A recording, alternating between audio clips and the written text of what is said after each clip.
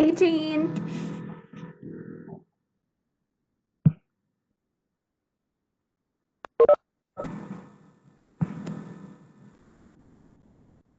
Okay.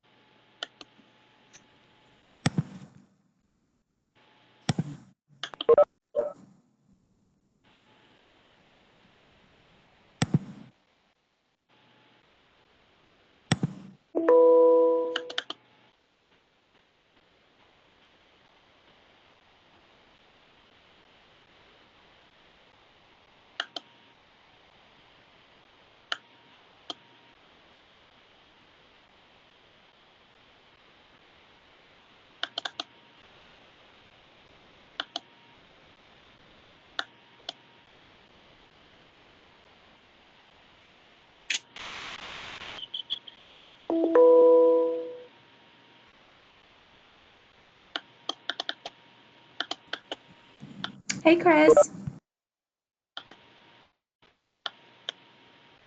Unmute. Let me start my video. Yes, let's see that face. Ah, thank you. Let me see, play with the lighting here. Oh, it's a little bit too much. You look like a news reporter. Look at that blazer. Okay. Thank you. They were saying to buy this thing called a ring. And I went and I looked at Best Buy. That thing is $150. I so believe it because when I have seen those, one of my girlfriends has, for Instagram, and do you glow? I mean, radiant. I believe it. I believe it. I went with this. I like it. I like it. I went with the cheap $19 the college floor lamp. Hey, I'm here for it. Easy transport, you know? I know, right? Yeah, Jean, Doc. I'm trying. I'm First of all, trying. let's see. WebEx, my bane, my existence. So you look great as well. You look great as well. Well, thank you. We got that Thursday glow going, like right before Friday, getting like really excited. Let's do it quick, okay? I'm Miss Sandra. Hello, how are you? It's good to see you. Good to see you. I haven't seen you for a while. I know. I've been in this virtual space. Oh, you look great. Click here to change the. This is I'm first time using this laptop, so bear with me. Oh, yes. It's looking clear. It's looking clear. Good, good, good. How are you? Doing well. I'm Jennifer. I'm with DOEE. How are you doing? I'm doing fine, and I'm with OPC. Oh. I've seen your picture. Mm-hmm. Oh. Is that better? Okay. Am I centered? Yes. There's Doxy. I'm going to close that door for me. Oh, unmute. Say hello. Okay. Okay. Should I come closer? How is everyone? Huh? Good afternoon. I can turn the mic off. Hey, Steve. Hey, Jennifer. How are you? Great. How are you? Good. Yeah. This is You're doing it. Crazy day. So everyone can still share the screen with their PowerPoints? Yes. Yes. Okay, cool, good. If not, I'll be the backup point. So I have them all here. Jean. Oh, let me put this away. Just testing. Yeah, great. Jean, can you hear me, Jean? Yes, can you hear me? So yes, I can hear you. So I got the video. Okay. Do you want me to play only the sort of 30 to 45 seconds that they're focusing on the complaint aspect of it, instead of a whole 2 minutes and 30 seconds, which I think maybe. Is it 2:30? Is it 2 minutes Yeah. and 30 seconds? Yeah, so Okay. I have it. So let me see if screen.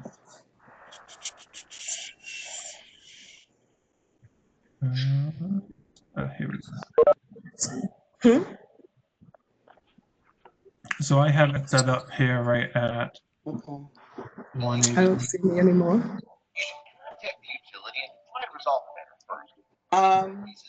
Before then. Before that, Yeah. so like Go right. back.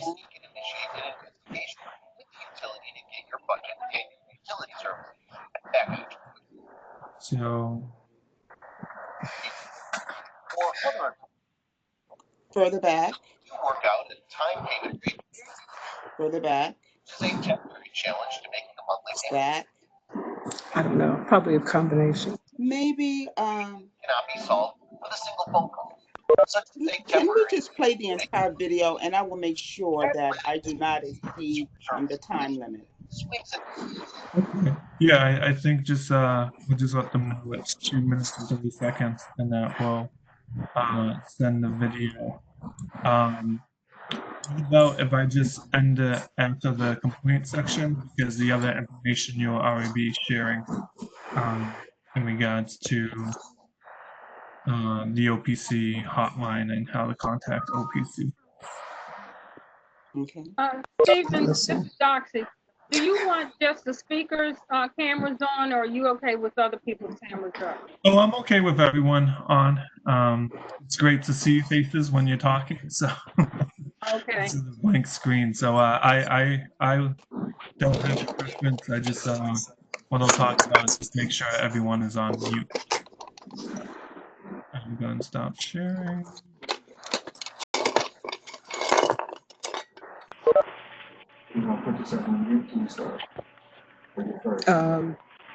I'm second, I guess. And after Steve, after the. Yeah.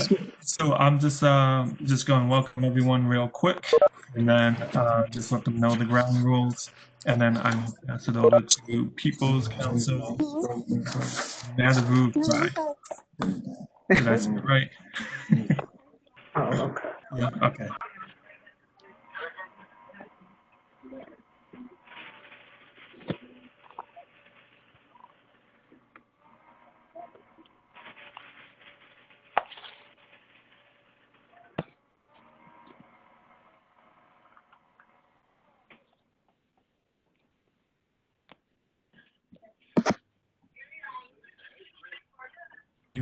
Kathy, can you hear me? Yep. How do you pronounce your last name?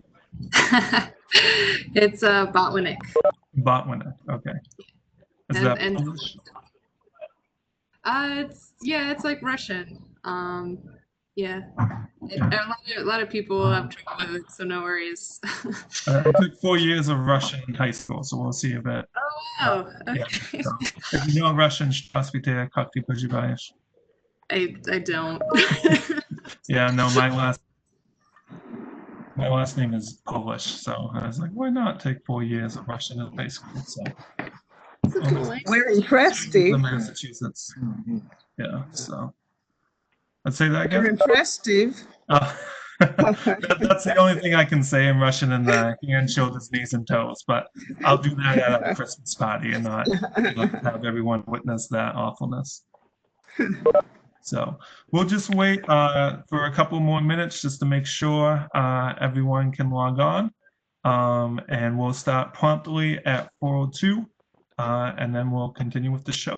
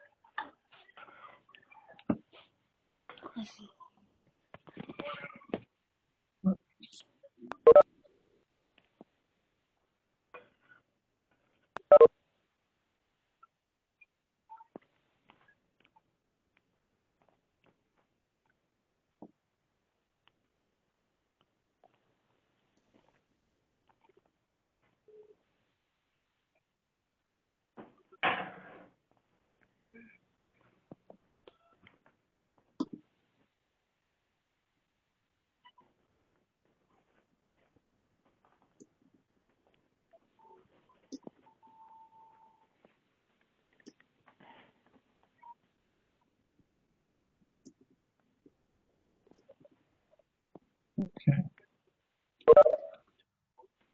So we'll get started. Everyone can hear me? Yeah. Yeah. Thank you. Welcome, everyone, to the OTA's event, Protecting Yourself from Summer's High Utility Costs.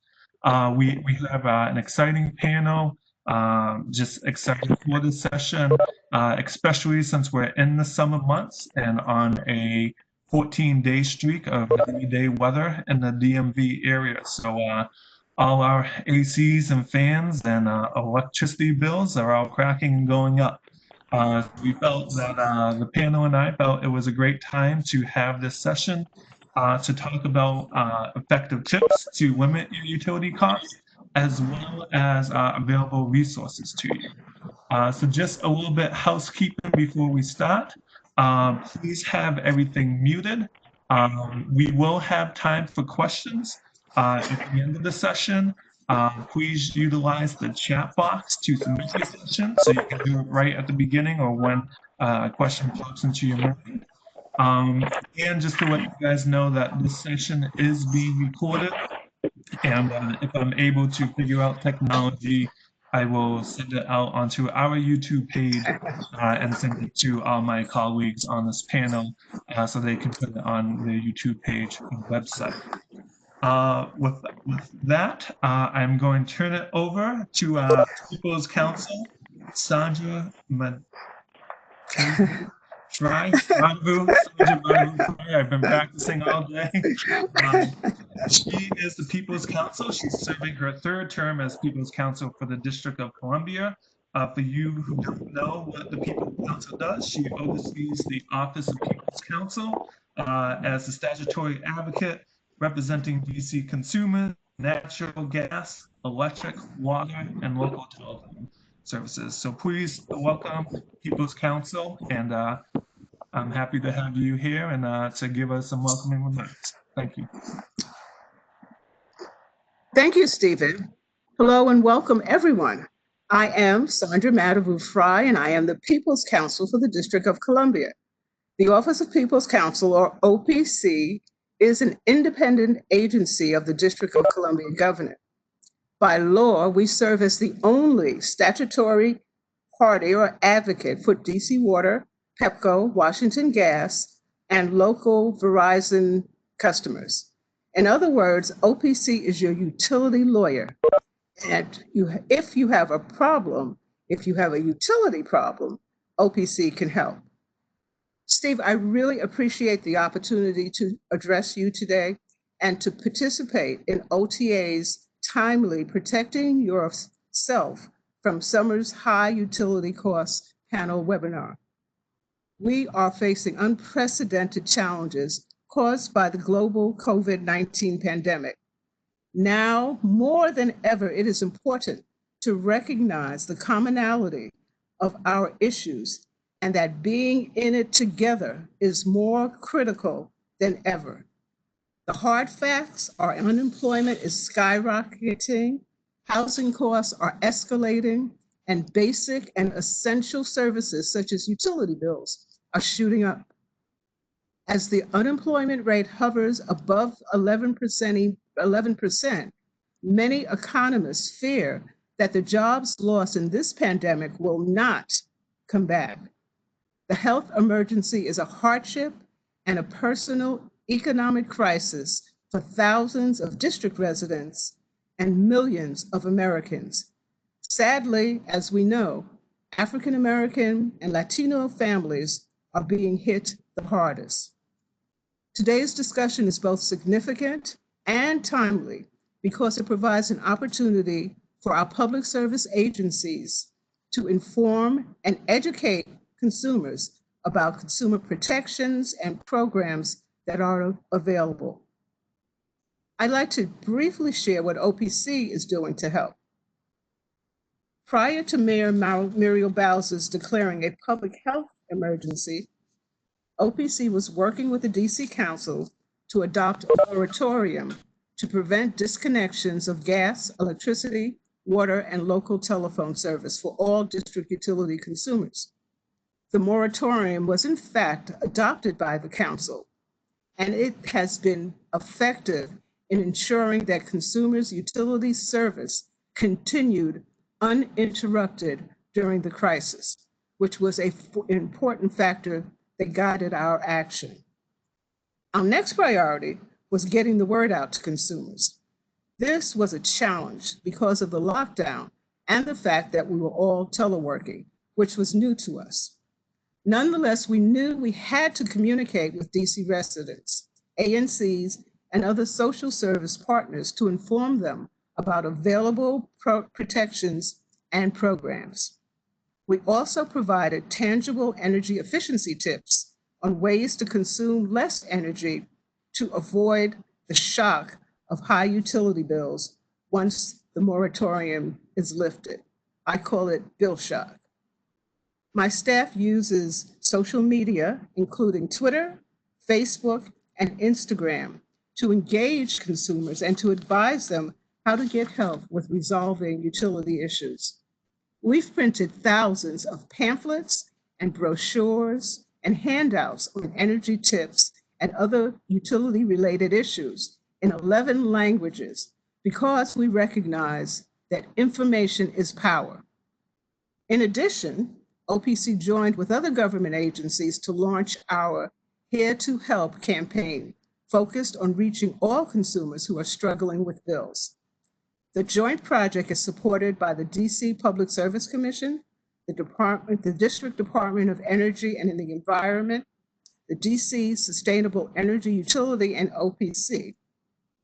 Our unified campaign shares pandemic-related consumer protection information on utility discount programs, home energy assistance, and energy savings opportunities through the appliance rebate and solar for all programs. You will hear from representatives from these agencies later in the program.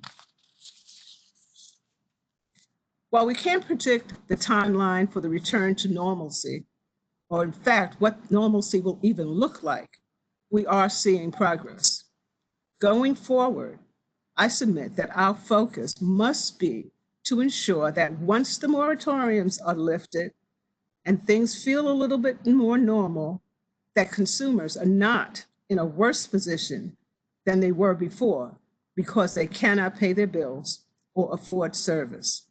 So thank you for the opportunity to participate, and I'm excited and looking forward to hear from the other panelists. Great, thank you so much.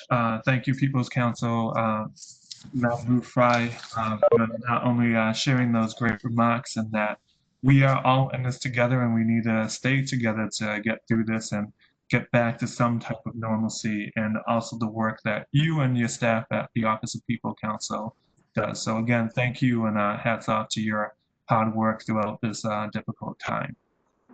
So with that being said, I think we're going to jump right into the panel discussion. So we have myself presenting, we have representatives from the Department of Energy and Environment to represent, as well as Office of People's Council and Public Service Commission. So the way it's going to work is we each are going to have approximately 10 to 12 minutes to present, to share our vital information with you guys. And then we will have questions at the end. So please utilize that chat section. We do have members looking at the chats and sending me those questions. So if you have anything, even if you think it's dumb, there's no dumb question here. We want to get the information out to you guys. So with that being said, I am just going to kick it off very briefly I'm going to share my screen. Everyone should have received all the PowerPoints in the handouts today.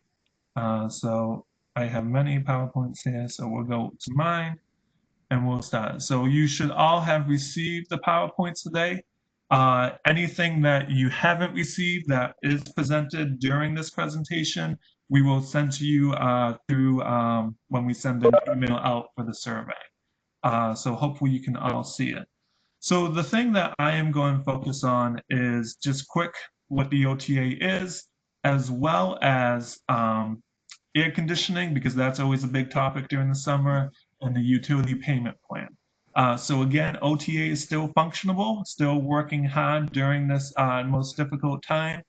So if you have any questions or concerns, you can reach out to the hotline. If you want me to come out to the community to do a presentation, you have my email there. If you have questions, legislative matters or legislative ideas, definitely reach out to the legislative director, Joel Cohen.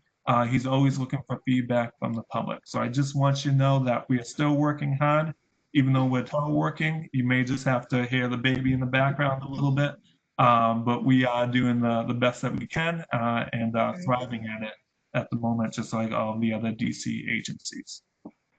So on to air conditioning. The biggest myth that I want to debunk right now is that landlords do not have to promise you air conditioning, okay? They have to, if they want to, they can. Typically, it's stated in your lease, but there is no regulation saying that all landlords must provide AC in the summer. If your landlord does, they can either do it through central air or an individual unit that they put in your window. Some things to know, okay? They have to provide air conditioning starting May 15th through September 15th, okay? And they need to keep the inside temperature at least 15 degrees cooler than the temperature outside. So we're on day 14th of the heat wave. I think today is around 90, 91. With the AC on, 15 degrees below that is 76. Of course, we may want it a little bit comfortable, but their legal requirement would be to keep your unit in at 76 degrees. And the biggest thing is that they have to get annual checkups on the system during the off season. So between September and May to make sure that the system is working. They have to submit that report to DCRA to say, hey, we complied with the law, everything is good, everything is working. Now, I do want to take time to talk about what happens if your AC falters throughout the summer. First thing you need to do is document it and notify your landlord. The landlord is responsible to fix it. Hopefully, in the meantime, while he's trying to fix it, he will provide you with some fans or something like that just to protect you or limit how hot it gets. If it gets to be unbearable in your room or in your unit because there's no AC, I would definitely recommend calling our OTA hotline, the 202-719-6560, because especially in those big buildings, if you're up on the top floor, it can get quite toasty in there, even if you don't have a working AC, even if you have fans. And we definitely want to make sure everyone is safe, especially in the summer heat. But if the landlord doesn't fix it, that can also equate to a breach of contract complaint. You may be able to get money back from the landlord. With that being said, it all depends on the situation. It all depends if the landlord has promised you AC. It all depends on how long you've been without AC, the value of your rent, things like that. And these are the questions that the Office of Tenant Advocate attorneys and myself are trained in answering to provide you the best advice. And so in the sense, I just want you to, okay, I'm just going to see, there we go. Everyone can see my screen. There we go. Thank you, Kristen. And so I just want you to let you know that yes, if your AC, if you were promised AC, it goes complete during the summer, you're out of it for a week, you should receive some type of rent abatement. And definitely reach out to me reach out to the hotline to see how to go about it, how to talk to your landlord, as well as available court tenant petitions depending on what your building is. A couple of things to know: even if there's a heat advisory or a heat emergency, that has no bearing on the landlord. Okay, the landlord either will promise you AC through the tenancy, through the lease, or they may come around at the beginning of the spring season saying, hey, if you're interested in purchasing a AC unit, please sign up for it. This will be the additional fee. So I just want you to be aware of that. The other thing that I want to cover, and the People's Council, Madhavu Fry discussed, was the COVID-19 impact on utilities. And their office was hard at work to ensure that your systems could not be shut off during the state of emergency and 15 days following the end of the emergency. So right now we're slated for the public health emergency to end on Friday, July 24th. That may be extended, but if it does expire on Friday, July 24th, that is when the 15 days will get in. Cable and telecommunications is a little bit different. This is where they could reduce service due to non-payment of a bill, but they still have to maintain basic level of service, which is definitely important if we're all still working for school and education for children, to be able to have access to the internet, to be able to have access to the cable. And the other thing, and I'm just going to talk about this briefly because I know Office of People Council will probably discuss this a little bit more as well, is there is a utility payment plan for you guys, especially if you're affected by COVID-19. And the program period, as you can see on the screen, is 60 days for cable or telecommunications operator that are regulated by Public Service Commission. And that's why we have Kristen from Public Service Commission as well to give you your input and how not only do they assist tenants in the district, but how they also differ with the Office of People Council. So this program is available for you guys. To be eligible, you must notify your provider of the inability to pay all or a portion of the amount due. And I'm sure Jean will probably cover that a little bit more. And also, if you get your service disconnected and they need to reconnect your service, you should not be responsible for paying a fee. So I just wanted to highlight that for you, but I wanted to devote the majority of the panel or the time for the panel to my guests. So at this time, I am going to turn it over to, there we go, to the Department of Energy and Environment. We have at our pleasure, we have Ms. Jennifer Johnson and Ms. Katia Butwinick. Hopefully I said your last name right. And please feel free to share the screen and begin your presentation. All right, thank you, Steve. I'm going to try to share my PowerPoint. So does everyone see that? Yes. Yes, oh, great. So good afternoon, everyone. My name is Katia Botwinick, and today my colleague Jennifer Culp-Johnson and I are excited to share some information on some great energy and home assistance programs that can help you reduce your utility bills and your energy burden.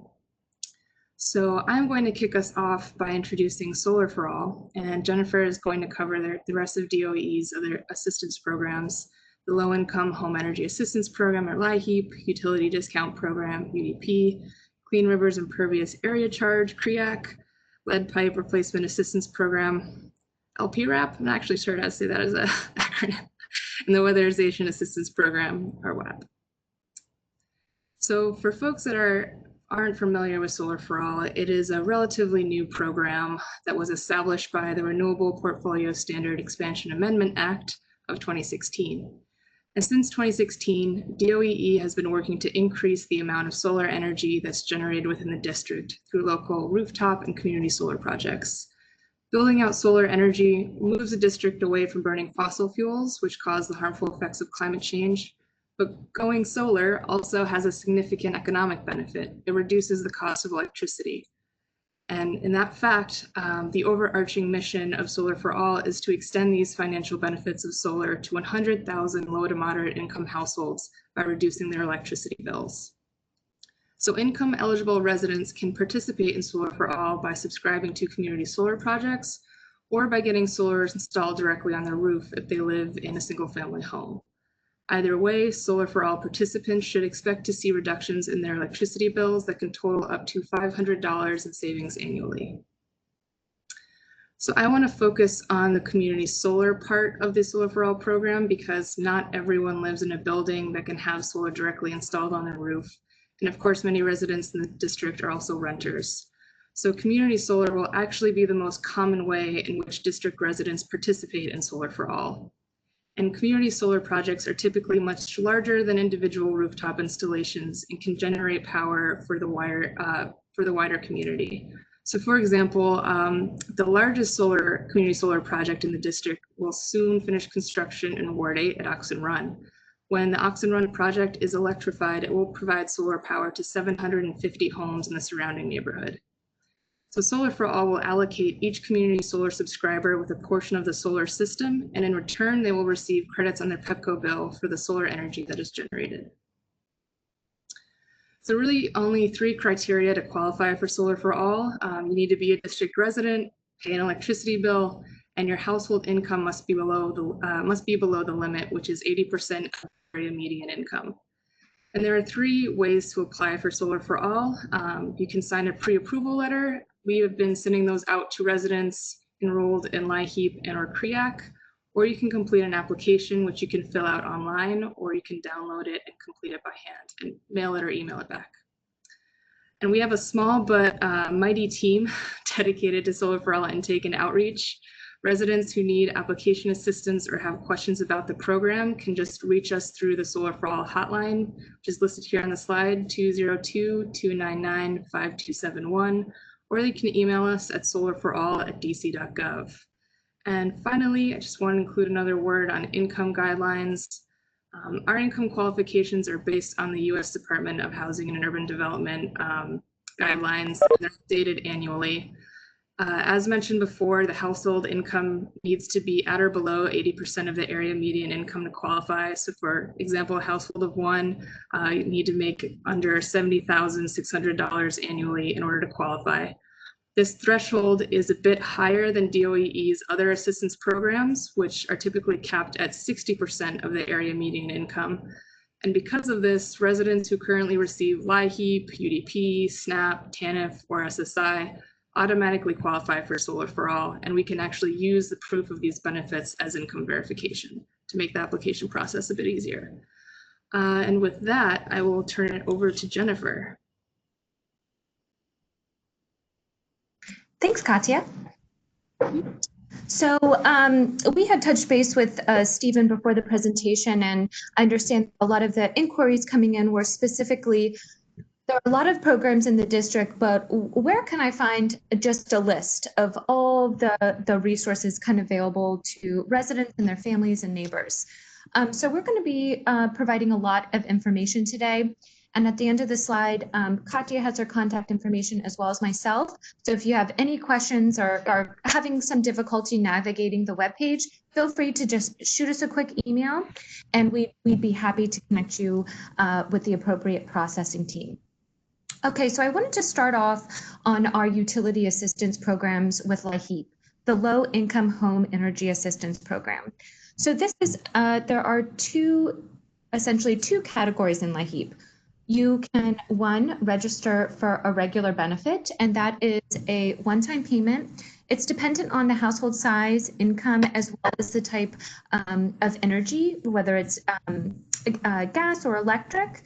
And the payment can be anywhere from $250 to $1,800. So you have that one-time payment once a fiscal year. Now, let's say that you applied for Laheep in October 2019, and the summer's coming around and the bills are kind of becoming overwhelming. You can apply for Laheep emergency assistance as well. So that means that you can apply for the one-time benefit twice. And again, that benefit can be anywhere from $250 to $1,800. So Laheep is that one-time benefit, but we also have the utility discount program where DOEE works directly with the utilities. So while you're applying for Laheep, we will also automatically sign you up for the utility discount program. So the utility discount program is typically about a 10% reduction to your monthly energy bill. So you get that one-time benefit from Laheep, and then you get that monthly discount with UDP. Now, the application process has, of course, varied now that we're in the pandemic scenario. So during this time, we encourage applicants to apply online. Essentially, that's how we're really processing everything through the team. Now, if you're having difficulties signing up online or getting that information processed, again, our contact information will be at the end of the slide, and the slide deck has been shared. Please feel free to reach out. Katya, I'm ready for the next one. Thank you. So the next program I want to talk about is the Clean Rivers Impervious Area Charge. So on essentially due to the district's goals to clean up the Anacostia River and watershed, DC Water has placed a surcharge on everybody's water bill who has essentially concrete or pavement on their property. So depending on the amount of square footage of pavement that you have on your property, that surcharge that can be anywhere from $20 and it can sometimes range up to bumping your bill up $100.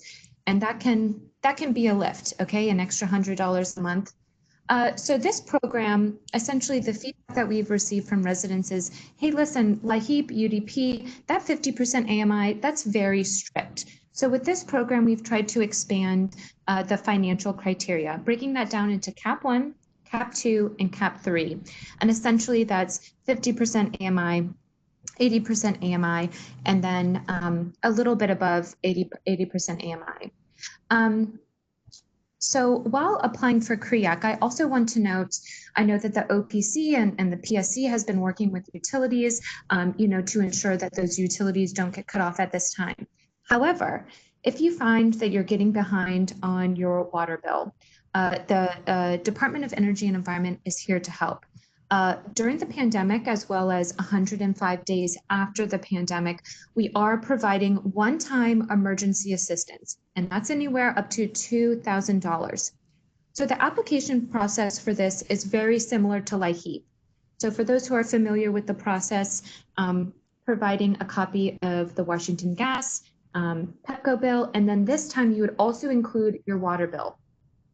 And that way we can address that emergency assistance. Next slide, please. The last program that I wanted to discuss, it's also a relatively new program. It's the lead pipe replacement assistance program. Now, this may not affect everybody on this call because this is primarily for homeowners. However, if you're a renter and you've conducted a lead test in your home or are concerned about lead in your home, reach out to your landlord. And these kind of upgrades certainly can be expensive, but unlike our other assistance programs, there's no income limit. Regardless of how much it is to replace either the private property, there is financial assistance available. That is dependent on a few factors. It's dependent on the household income, the essentially the price from the contractor, and then from there we have a certain formula to provide that kind of relief. So I got a note here asking, can we address WAF? I apologize, I'm not sure what that acronym stands for, but I'd be happy to touch base on it. Stephanie? We can also, let's circle back at the end on that. Next slide, please. Okay, so I know we definitely threw a lot of information out here at you, but we're certainly here to help. And our services certainly change from fiscal year to fiscal year. So the best place to kind of stay updated on this information, of course, following us on social media, but also reaching out to myself or Katya. And right here, Stephanie said the Washington Area Fuel Fund. So this fund is actually, it's not part of the Department of Energy Environment's set of programs. However, I'd be happy to look into that, Stephanie, and get back to you. And with that, Stephen, I'll pass it back to our great host. Thank you so much.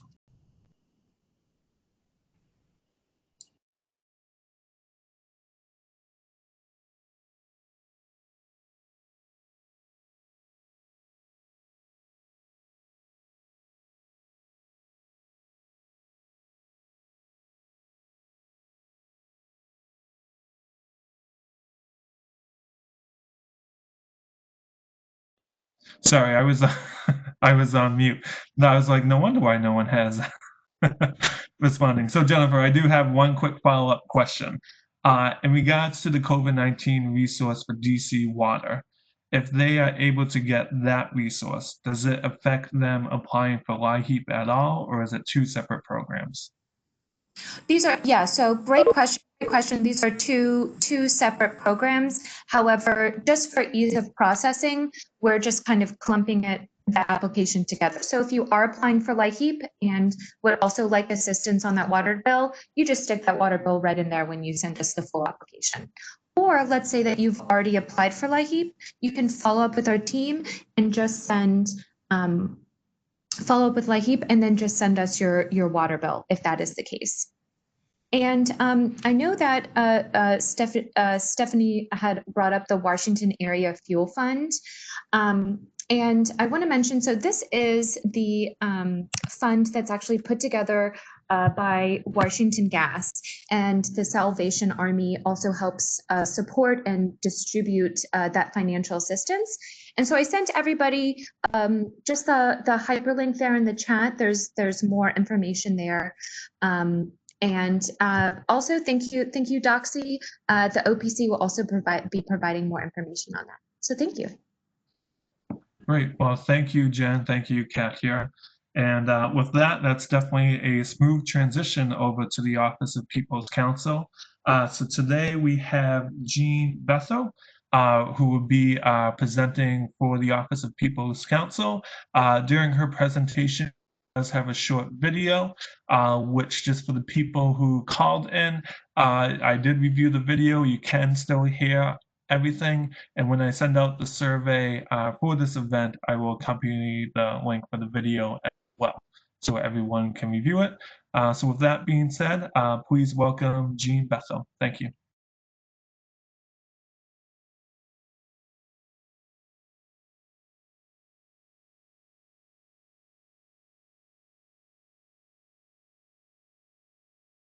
Consumers, the work of the Office of the People's Counsel as it relates to energy efficiency measures.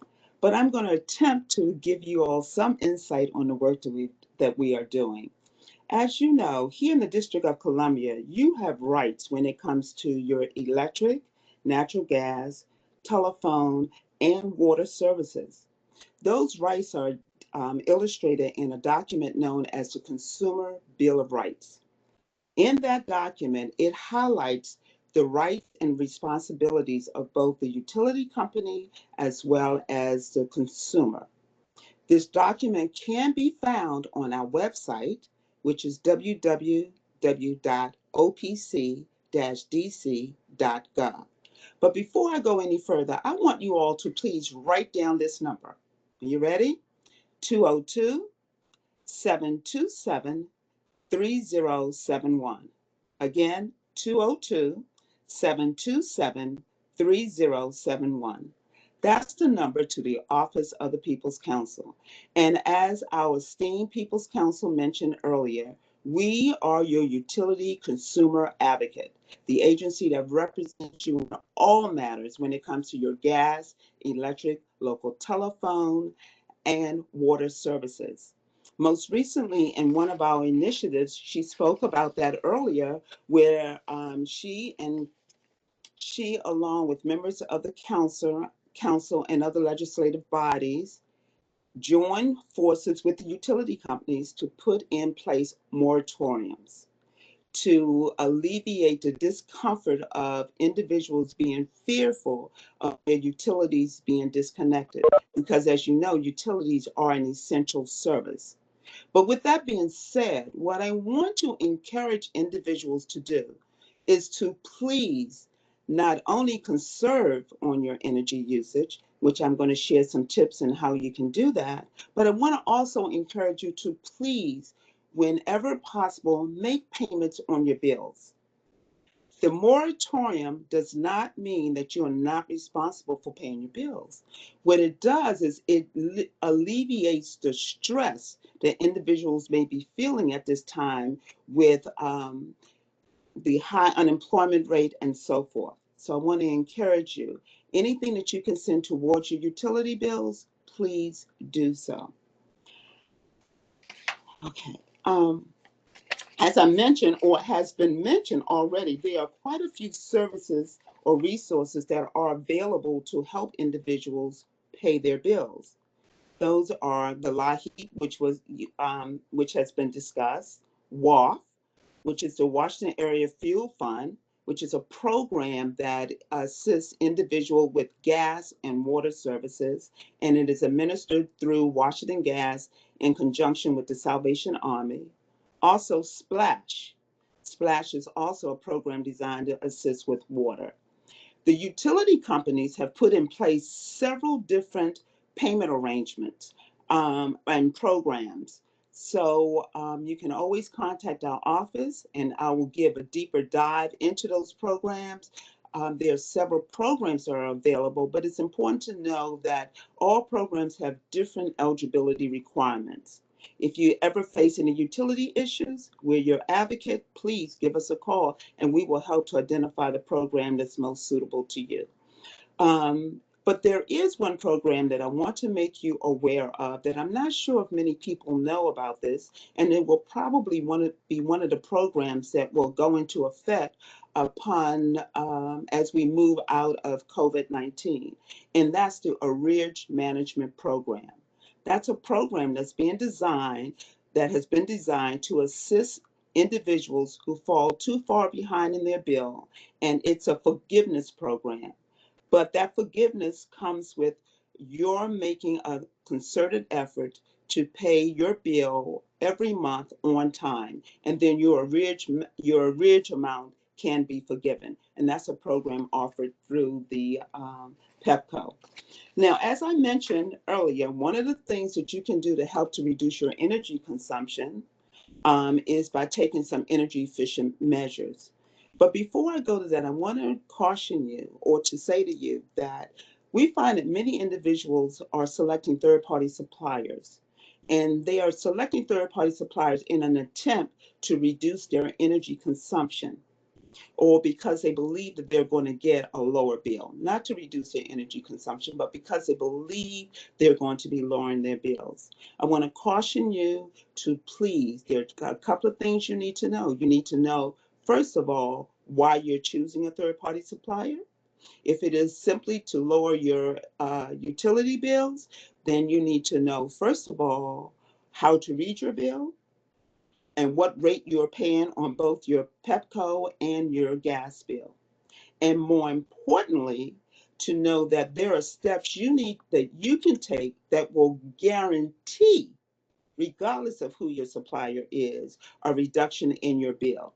And those, I want to go over a few of those very quickly in the interest of time. I want to talk to you about your lighting.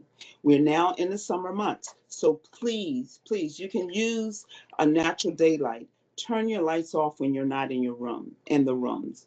Appliances, unplug appliances that you're not using. They're considered vampires. They're constantly using electricity. And so small appliances, such as your toaster, your irons, anything with your ERS, your can openers, those small appliances, when you're not using them, please unplug them. When we're doing laundry, make sure that you have a full load and use cold water. Okay, water is going to be a nemesis for many of us. For those of you who are responsible for paying your water, um, who live in homes, you want to make certain that if you have any leaky faucets or running toilets, that you address those immediately. And for those of you who are fortunate enough to have your landlord be responsible for that, I want to encourage you to notify them immediately when you find when you have a leaky toilet, a running faucet, or so forth, because they would really appreciate it because of the costs associated with water today. We talked earlier about air conditioners. Okay, I want to ask you to set your, according to the U.S. Department of Energy, if you set your thermostat at 78 degrees Fahrenheit and you have a ceiling fan, you should turn that ceiling fan on counterclockwise, and it will reduce your energy. You can save on your energy bill by 5%, and it will reduce cooling by 4 degrees. So if it's at 78 degrees Fahrenheit and you have a ceiling fan turned in, operating in counterclockwise, instead of it being set at 74, it would actually be at, set at 78. You will have the temperature of 74, 72 to 74 degrees in the home. Make sure you clean your filters. And the next and last thing I want to talk to you about is the refrigerators.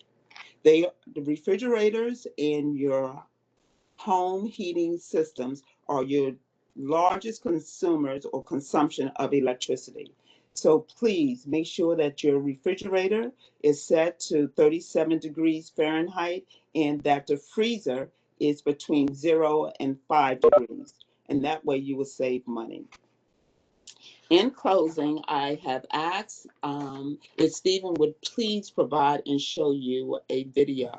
This video talks about the consumer process, the consumer complaint process, which is a vital role in which my division, I work in the consumer services division along with Denise. And we handle all complaints that consumers may have. This video is a short video. I hope you find it entertaining as well as informative, and it is a key to how to file a complaint with the Office of the People's Counsel. After the video, I will be available to answer any questions you have, and thank you. Stephen, would you mind showing the video at this time? Yes, great. Thank you so much for all that information. And I do have one question while we're trying to set up the video. Okay. We talked about unplugging the toasters, anything with ER, and what Yes. about iPhone chargers? I know a lot of us probably just stick it into the socket, just leave it there day and night, and don't even think about it. Stephen, thank you, thank you, thank you. I do not know how I forgot that. That is probably one of the number one vampires.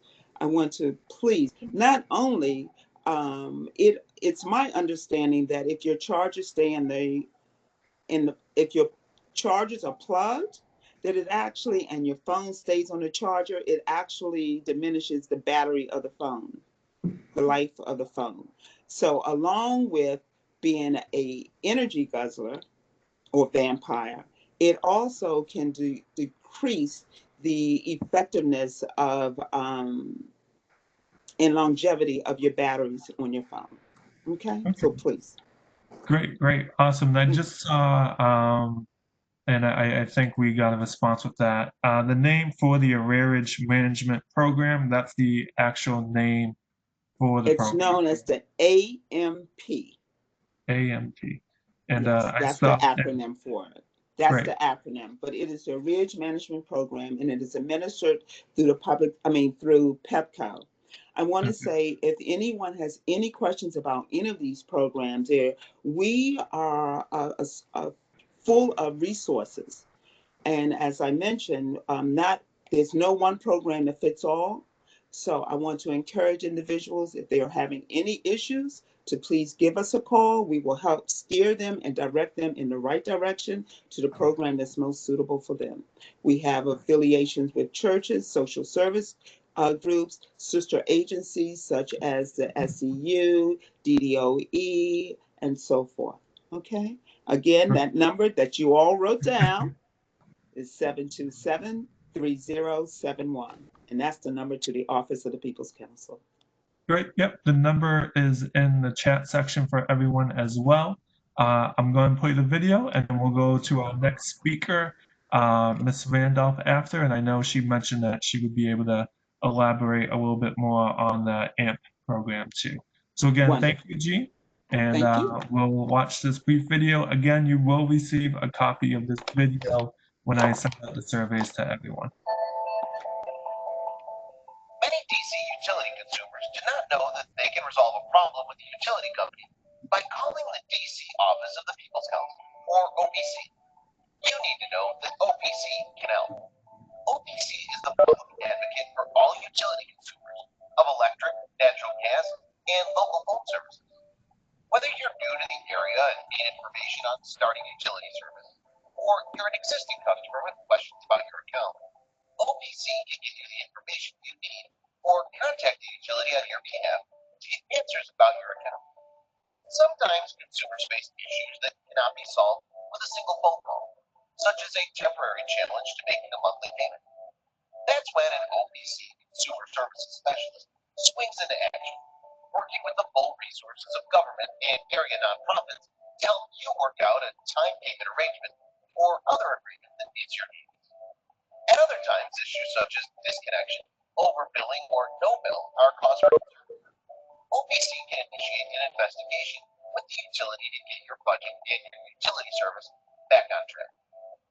Here's what you need to know when choosing to file a utility complaint. You should contact the utility and try to resolve the matter first. In many cases, the utility will offer to work with you to resolve the issue. If you're not satisfied with the utility company offer or have additional questions, contact OPC to explain your concerns. The OPC Consumer Services Specialist will explain the steps they'll take based on the nature of the problem. It's important that you understand the timeline involved in your particular case. The OPC Complaint Specialist will investigate, contact the utility, and contact you with a proposed negotiated solution. You may choose to accept the resolution or to appeal your case. So whether you're experiencing problems with your bill, your service quality, or you just need a utility question answered, OPC can help. Call us today at 202-727-3071. Look for us at www.opc-dc.gov or like us on Facebook and Twitter.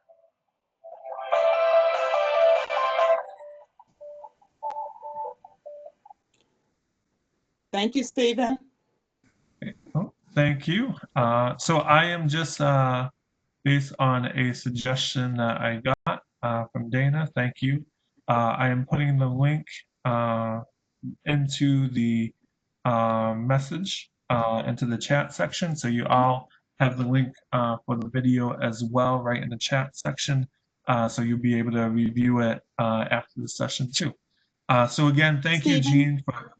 Yes.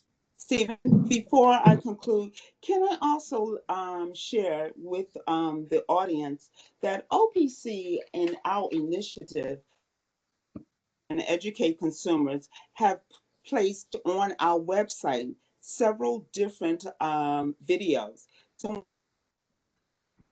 to our web. Could you tell me more? Just 5 minutes.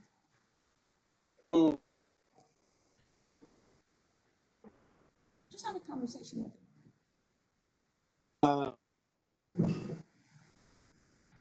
how to read your utility bill, consumer bill of rights. We have bills in various languages, which is very important. And we have something that is exclusively designed under the American Sign Language Act. Okay, so we are doing everything in our power to make sure that the residents of the District of Columbia are educated and empowered when it comes to their utilities and their rights, responsibilities, and so forth. Okay. Definitely, and if someone wants to put the OP Office of People's Council website link in the chat section so everyone can have access to the videos, I would much appreciate it. So thank you, Jean. You did awesome. So thank you again for all that information. And after this session, I'm going to unplug my iPhone charger so I can have a lower electricity bill. So thank you for that. Thank you. So on to our final panelists. She is great as well as all the other panelists. This is Kristen Randolph from the Public Service Commission. And Ms. Randolph, the floor is yours. Thank you so much, Stephen, for inviting me. It's always an honor and a pleasure to work with everyone on this panel. We get to do so as the Public Service Commission of DC on a regular basis in order to kind of work with the Office of the People's Council, Department of Energy, and sometimes the DCSU in order to stay abreast of programs and be ahead of the game when it comes to energy affordability. So I'm going to share my screen here, and forgive me because I am not the best with WebEx, but let's start from the top. So as you heard today, a lot of the utility discount programs, and we talked about Laheep, we talked about some of the rate programs that we have. The Public Service Commission has been aggressive, and they have been looking at the current situation, not just with COVID, but before that, and have brought to you 2 new programs. And Jean mentioned the first one, which is the Emerge Management Program. And that was a result of one of our orders as we looked around and saw that people needed a way to get back into regular utility payments. The second one that we introduced last year was the Senior Discount Program. So if you're in a eligibility category, you're of a certain age, and you have attained a certain age and you're living and you're paying and you own your home, we will assist you with giving you an additional discount for your utilities. And both programs came as a result of constant communication with our community and constant communication with our agency partners, and trying to look at what was happening and trying to be proactive in that space. So looking at what the situation with COVID, there's a lot of conversation that's going on, and we will constantly be monitoring for updates. So far, the actions from the mayor's office and the council, as well as the commission and the People's Council, has been a couple months ongoing. And the orders are set to expire and may be extended, may not be extended. We don't know at this particular point. What we are telling our consumers and what we are telling our residents is to keep the information at the forefront. Go to our website, and the website is up right now as response to COVID, and copy and paste and keep this as a link, because it's going to give you up-to-date information as this is a health emergency, one that we haven't seen in over 100 years. So as we try to learn and try to adapt and get good and best information, we're looking at new practices and trying to make sure that we are staying ahead, and we're talking to consumers, we're talking to residents, and we're trying to make sure the information is up to date. We can't be to the minute, so we're asking you to help us by logging on and staying connected and making sure that you can get new information and up-to-date information. So here to help DC. One thing I want you to know is that although that we are all working from home and we have all have changed our working circumstances, the Office of Consumer Services has continually taking calls in real time. And we are still working across agencies, we're still working across consumers, we're still working with our churches and our community groups and our assistance programs, and we're trying to make sure that we are staying at the front of these initiatives. And one of the things that we have done better as a result of constant communication is Here to Help DC platform, where some of the organizations that we're sitting here today, Department of Energy and Environment, Service Commission, DC Energy Utility, and the Office of People's Council will keep you informed. We'll stay in the community. We'll continue to figure out in a safe environment how to communicate the newest information, the best information, and get in front of you so you will have the tools that you need in order to have the best information. And in a second, I'll go back and talk a little bit more about the arrearage management program. One of the newest tools that we have is the DC Power Connect program. As of June 30th, the Public Service Commission went live with dcpowerconnect.com. Now, in an effort to save money, because we know that after your rent, your utilities are your second highest fixed cost, you can look at possible service providers in order to get more competitive energy choices.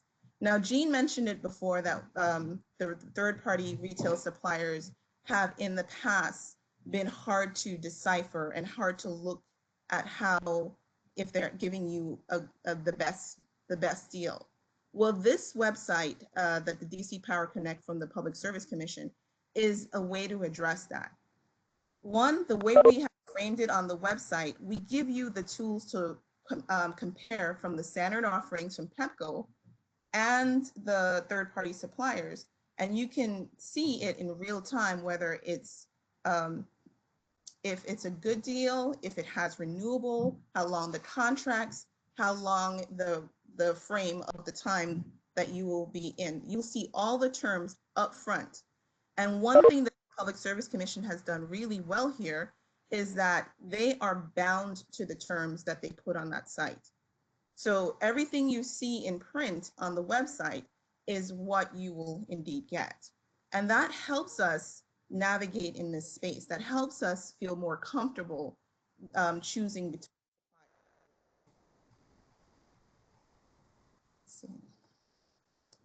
Sorry. And just so you know, on July 15th, the Public Service Commission will have a webinar at 12 o'clock and at 6 o'clock to explain more about the DC Power Connect. And I just wanted to say thank you for having me on, and thank you for inviting the Public Service Commission to talk about our programs and our services.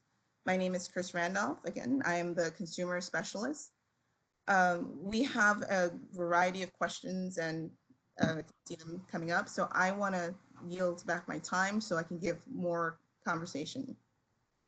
Great, thank you, Kristen. Just before we open the questions to the audience, I do have two questions for you. First, in regards to the utility discount program, is it best for the constituents to reach out to the utility companies first, or should they reach out to you first to get more information about the utility program?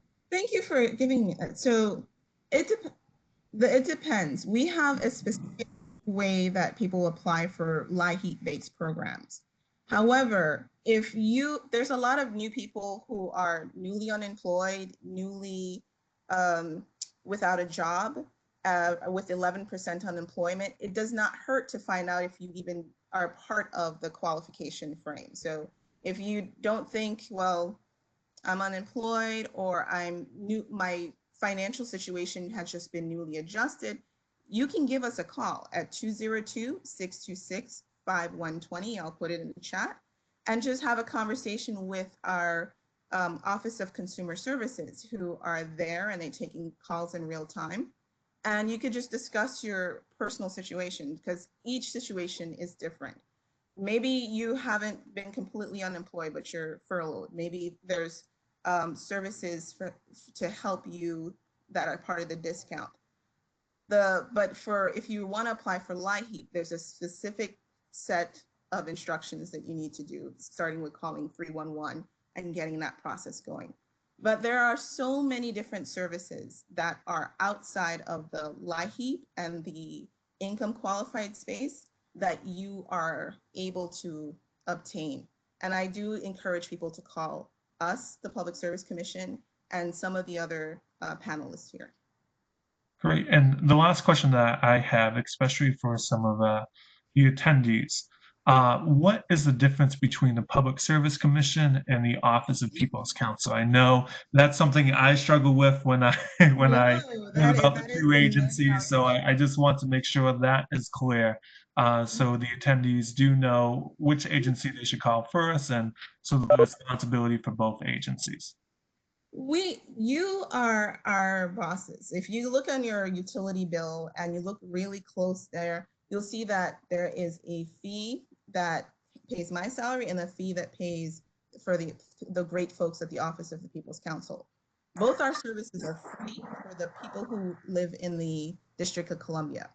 And I like to liken this as, because the Public Service Commission is a quasi-judicial role, we serve as think of us in a situation as a court. A lot of what the video that Jean put shows the Office of People's Counsel going before and representing people, but sometimes it's before the Public Service Commission. And the Office of People's Counsel works to represent the client before the Public Service Commission in a utility case or matter. So you can call us them. I actually think we're both serve the community, and we're both part of what you are paying for your protection and for your benefit. Did that help you understand that frame? Yeah, and I would definitely open up to people. Stephen? So, yep. Stephen, if I could take a shot at that. The People's Counsel and the Public Service Commission have very distinct roles in the regulatory process. The PSC is primarily their obligation and goal is to balance the interest of both utility consumers and the utility. In contrast, the Office of People's Counsel, our single obligation is to represent DC utility consumers and to protect the public interest. Our only constituent, our only boss are the citizens and residents of the District of Columbia. So that puts us in a totally different position than the Public Service Commission, although ultimately we share the same goals to protect the public interest and to ensure that consumers receive their entitlements to just and reasonable rates. We go about it at a different way, and we look at a different end result. I think Sandra couldn't have said it any better. I think we benefit each other by being different sides of different arguments. And especially a lot of the products that you see are because of that relationship, the arrearage management program, the discount, the senior discount, because we are looking at things from different vantage points, and we're all here to benefit the consumer.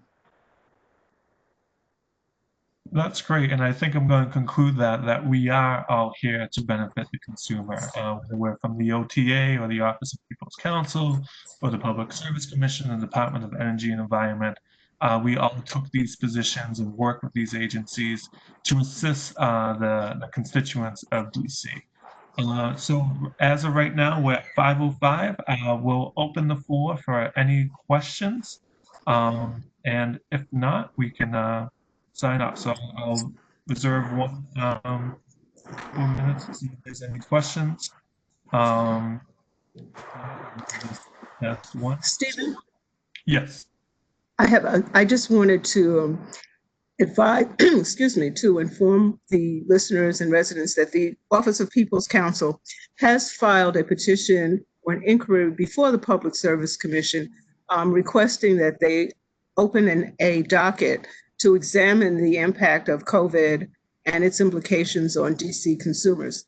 And it's distinctly different from some of the issues that are being considered in the pending rate case, because we want to be able to focus on stakeholder input or consumer input in that docket, because it's not often that we don't often hear the full panoply of concerns that residents have, and a docket such as that would certainly give us the opportunity.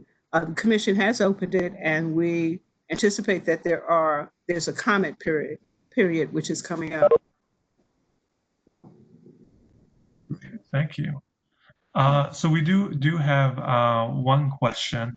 It says, will the city begin transitioning government buildings to solar energy? And if not, why not? I would think this may be a question for Jennifer or Katia.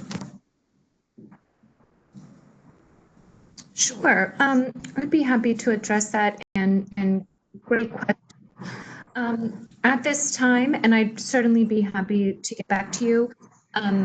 At this time, the district is primarily focused on incorporating renewable as well as solar energy into the resident sector. However, I'm sure that the developments are soon to come at this time. It's just right now our efforts aren't necessarily focused on that. However, please feel free to follow up with me directly, and I'd be happy to loop in our management to get a more appropriate response. I can also add the first phase of Solar for All, which we call the innovation and expansion phase, involved a lot of grants and specific projects, which included building community solar on some of the DC public libraries, some of the affordable housing projects, and on some of the public schools as well. So we have partnered with different agencies and buildings in the district to actually build solar on them. It's not a widespread program. It's kind of been a case-by-case basis at this point in time, but we're trying to build as much solar as possible, so it'll definitely happen. Great, yeah, and the Solar for All program, I would definitely recommend everyone check it out. You may see a couple more emails from me trying to promote it on behalf of CAP here, because we think it's a great program. It doesn't cause the tenants any harm, and it actually benefits the tenants. Since it's 5:08 and I don't see any questions, and I know dinner time is right around the corner, and we all are sort of ready to go to dinner, I want to thank all the panelists and People's Council for joining today's session. I think we shared a lot of valuable information. I definitely see us working together to continue to get that information out and to be a service to the constituents of DC. With that, thank you again, everyone, for attending. And if you guys have any questions, either reach out to me, reach out to the panelists. Again, I'll probably submit a survey within a week's time period just to get feedback, see if there's any interest of inviting, say, Pepco, Washington Gas, and DC Water. I always forget DC Water. DC Water to a panel similar to this to sort of give their perspective as well. So definitely look for that in the pike. And so again, thank you so much to everyone, and have a great night and stay safe. Great. Thank you so much, everyone. Thank you, everyone. Thank you, everyone.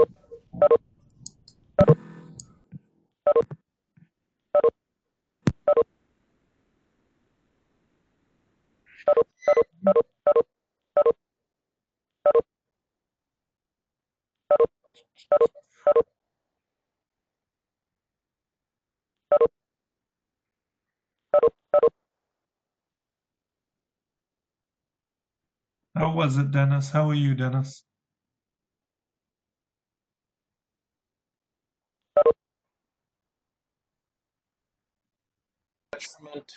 Yes.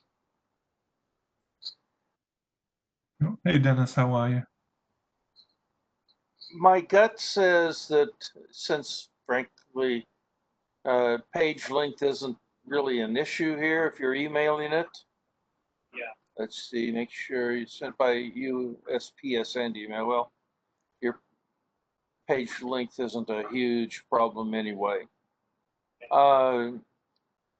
Even though I know you wanted to keep it on one page.